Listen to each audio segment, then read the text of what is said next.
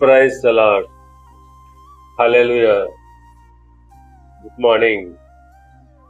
క్రీస్తునందు ప్రియులారా, ఈ ఉదయ కాలంలో మరొక నూతన వాగ్దానంతో మనము ఈరోజు ప్రారంభించుకున్నాము.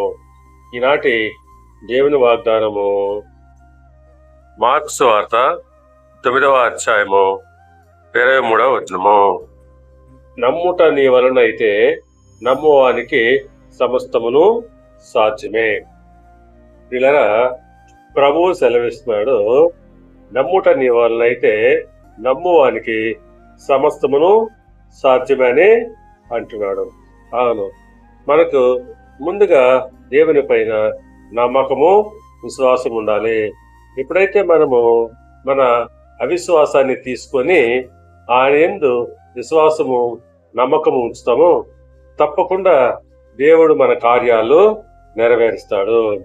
అవును, యోహాను సువార్త 11వ అధ్యాయము 40వ వచనం ప్రకారంగా, అందుకు యేసు, నీవు నమ్మిన యెడల దేవుని మహిమ చూతువని నేను నీతో చెప్పలేదా అని ఆమెతో అనెను. వీళ్ళరా, ఇక్కడ లాజరు సహోదరుడు మార్తతో ప్రభు ఈ మాట అంటున్నాడు. అవును, నీవు నమ్మిన యెడల దేవుని మహిమ చూతువని ఆమెతో అంటున్నాడు. కనుక పిల్లరా, మనము ఎప్పుడైతే దేవుని నమ్ముతామో తప్పకుండా దేవుని మహిమను చూడగలము.